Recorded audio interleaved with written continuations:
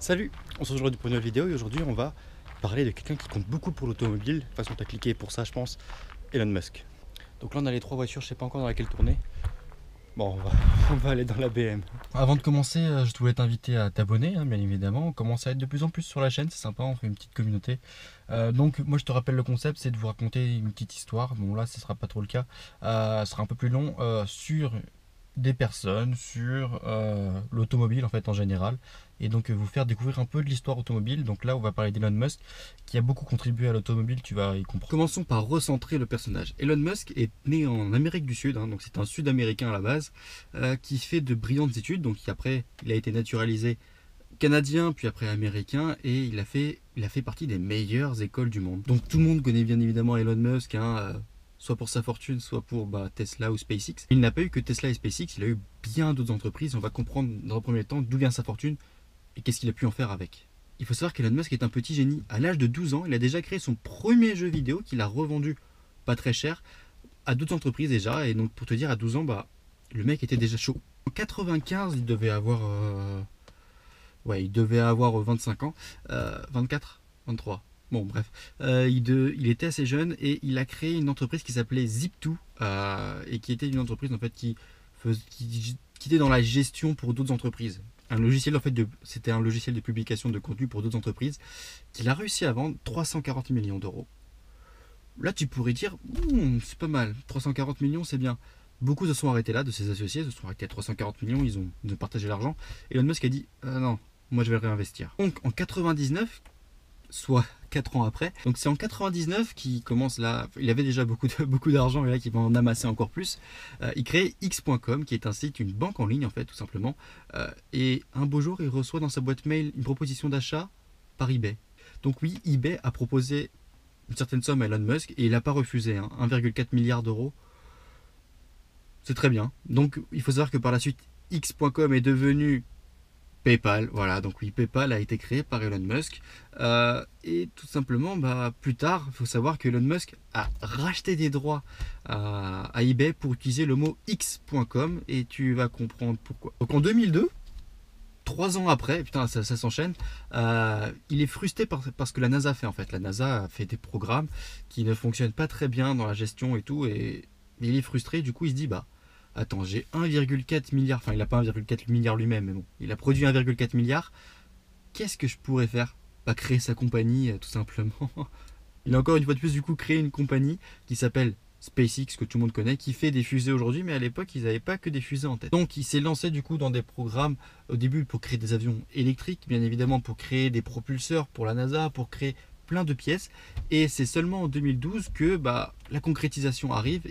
Il a été rappelé pour faire le ravitaillement de l'ISS. Sauf qu'une fois de plus, il s'arrête pas là, le petit coco. Il commence à ramasser de l'argent, et il se dit, attends, on va faire un truc démensuel, on va créer une fusée qui peut se réutiliser, tout simplement. Boum. Ça a encore marché une fois de plus, et ça fait qu'aujourd'hui, Elon Musk est tel qu'il est. Mais quel est le lien avec l'automobile? Tout le monde connaît aussi Tesla, et tout le monde pense que Elon Musk a créé Tesla. Or, c'est faux en fait. Faut savoir qu'en fait, Elon Musk n'a pas créé Tesla. Elon Musk en 2004 a racheté une part de la société de Tesla et est devenu seulement, elle était majoritairement dans l'entreprise, et c'est seulement en 2008 qu'il est devenu actionnaire majoritaire et directeur de Tesla. Donc avec toutes ces créations, il a pu amasser à peu près 40 milliards de dollars. C'est pas mal.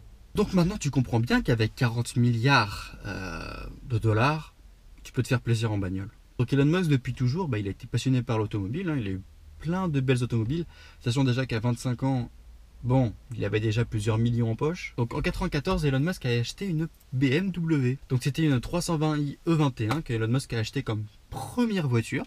Donc oui, Elon Musk est rentré dans l'automobile par BMW. Malheureusement, cette voiture a été un peu dans le fossé, malheureusement pas par lui. Non, justement, heureusement pas par lui, parce que sinon il n'aurait pas été là pour créer toutes ces fulgurantes sociétés par la suite. Non, c'est un de ses stagiaires qui l'a mis dans le décor. Ce sera seulement en 2007 qu'il redonnera un peu de chance à BMW en achetant notamment une M5, mais pas n'importe laquelle. Donc en 2005, il s'achètera une certaine BMW M5 préparée par Aman. Donc c'est une BMW un peu survoltée, tu vois, c'était un peu le Mansouri de l'époque. Voilà, tout simplement, il s'est acheté la plus belle des M5 qui existaient. Bon, bien évidemment, avant de redonner cette chance à BMW, il n'était pas à pied. Le petit coco, il avait plein d'autres voitures. Donc à 17 ans, Elon Musk était déjà passionné par l'automobile et il rêvait d'une voiture qu'il voyait dans les magazines, qu'il voyait partout, une certaine Jaguar Type E. Donc il faut savoir que cette Jaguar Type E, à l'époque, cotait déjà pas mal. Et pour en avoir une, il disait tout simplement, même quand il a créé sa première société, qu'il en rêvait et que pour lui, ce sera jamais possible. Et détrompez-vous, il en a acheté une. Donc voilà, c'était son premier coup de cœur. Et même s'il a dit que c'était l'une des voitures qu'il a préféré conduire, qu'il a adoré. Malheureusement, elle a eu plein de soucis mécaniques, plein de pannes, qui fait qu'elle a été un peu oubliée. Mais donc oui, il a acheté une Jaguar Type E et selon lui, c'était le plus beau véhicule qu'il pouvait avoir. Bon, là, Jaguar Type E, bon, ça commence déjà à côté, mais on va aller encore plus haut et plus haut et plus haut, et tu vas voir, on va pas s'arrêter. Donc, une fois qu'il a vendu PayPal, on va dire PayPal, ça parle plus. Donc, une fois qu'il a vendu PayPal, t'as même 1 milliard en poche. Qu'est-ce que tu fais avec 1 milliard? Il s'est acheté tout simplement une McLaren F1. Pour la modique somme d'à peu près 1 million d'euros, il s'est fait plaisir, quoi. Donc, il a confié à plusieurs journaux qu'il a parcouru une vingtaine de milliers de kilomètres avec, à peu près 20 000 kilomètres. Donc il a pas mal roulé avec quand même, hein. Et malheureusement, cette McLaren n'existe plus aujourd'hui. Une fois de plus, il l'a détruite. Cette fois-ci, il a dit qu'il l'a détruite lui-même en voulant impressionner d'autres pilotes sur des circuits. Et du coup, il y allait un peu trop fort. Donc, cette McLaren a été détruite. Voilà, il l'a détruit avec un gros accident. Malheureusement, elle n'était pas assurée, donc il a perdu 1 million. La McLaren, il a tout perdu. Donc c'est fort de se dire que le mec, quand même, il achète une voiture à 1 million d'euros. Il l'assure pas. Bon bref, ça c'est une autre histoire. Sauf que Elon Musk est aussi fan de grands films, donc j'en ai bien parlé beaucoup, trop de fois, même James Bond dans les précédentes vidéos. On s'arrête pas là. Il achète la Lotus Esprit qui a participé dans un certain James Bond.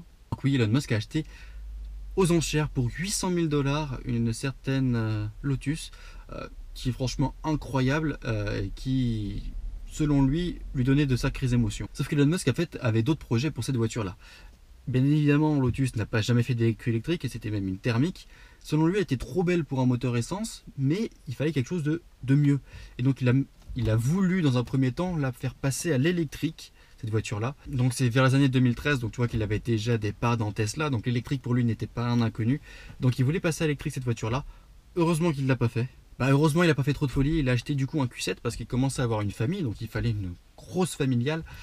Et ça n'existait pas des grosses familiales assez sportives, donc pour lui, Audi Q7 c'était le choix. Cependant, Audi Q7 c'était assez gros et c'était mal disposé. Selon lui, les portières n'étaient pas très bien disposées. C'est ce qui donnera justement l'idée du modèle X par la suite pour justement concurrencer ce Q7. Et c'est justement tous les défauts du Q7 qu'il a tout amélioré pour faire le modèle X. Donc tu vois comme quoi parfois les erreurs de certains font le bonheur d'autres. Donc selon lui, il n'y avait pas assez de place à l'arrière. C'est pour ça qu'il a fait son modèle X avec beaucoup de place à l'arrière. C'était un peu trop sombre, donc le modèle X, bien évidemment, il a l'intérieur blanc.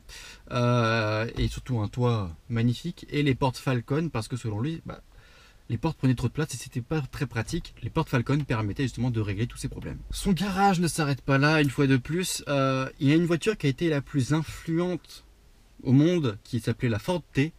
Et Elon Musk en a une tout simplement dans son garage. C'est pas lui qui l'a acheté. Il a dit que c'était un ami qui lui avait offert. Et bien évidemment, quand tu es passionné d'automobile, avoir un des véhicules qui a été les plus influents au monde, t'es obligé d'y passer. Elon Musk, suite à ça, c'est comment dire, a pris un peu de la graine, donc il est devenu de plus en plus connu. Aujourd'hui, c'est vraiment limite une star. Et comme voiture pour les stars, qu'est-ce qu'on peut offrir? Une Porsche. Donc oui, Elon Musk s'est offert ensuite une Porsche 911, l'un des plus beaux modèles. Et donc il s'est offert une 911 turbo, et non pas une GT, pas dans la folie, mais il reste raisonnable, le petit Elon, parce que quand même là il est parti chez du McLaren F1, il a compris que c'était une erreur, donc il a pris une 911 turbo, c'est déjà pas mal, et ça lui sert justement de faire le lien entre son bureau et chez lui. Donc d'après ses dires, c'est pour aller plus rapidement chez lui, pour voir sa famille, et c'est pour aller plus rapidement au boulot pour régler des problèmes. C'est un génie ce mec. Bien évidemment, en tant que patron de Tesla, t'es obligé d'avoir des Tesla. Ce serait con quand même d'être le patron de Tesla et de pas avoir de Tesla. Donc il a plein de Tesla, bien évidemment. Donc il possède, il a dit, tous les modèles les plus performants. Donc le dernier, le modèle 3 Performance, ce serait con quand même d'avoir le modèle de base en tant que patron. Bien évidemment, son Q7 a aussi été remplacé par un modèle X. C'était obligatoire, hein, franchement. Quand tu as une voiture comme le Q7 qui te faisait chier, que toi-même du coup ça t'a donné envie de créer une voiture, obligatoirement tu l'avais dans ton garage. Il possède aussi deux modèles S, à savoir hein, le premier modèle qu'il avait créé, modèle S, qui était un peu un concept à la base, et puis ensuite il a pris le modèle P90, P110, enfin il les a tous eu, à chaque fois qu'il a sorti un modèle, tu vois, il a sorti P90, il a dit c'est pas assez puissant, on va mettre P110, donc à chaque fois bien évidemment il les a pris, et donc dans son garage il doit être quand même rempli de belles Tesla. Cependant le clou du spectacle, eh bien... c'est une autre Tesla. Donc il avait, là on est obligé de dire avait parce qu'aujourd'hui elle existe toujours mais elle n'est plus de ce monde. Il avait une Tesla Roadster, lui-même rouge, hein, c'était l'un des premiers modèles qu'il avait produit. Et il l'a mis dans l'espace. Donc pour faire un peu de coup de pub à SpaceX et ainsi qu'à Tesla, il a décidé de lui-même acheter un véhicule qui était d'abord son véhicule personnel, hein, qu'il a ensuite fait mettre dans une navette et qu'il l'a fait partir directement dans l'espace.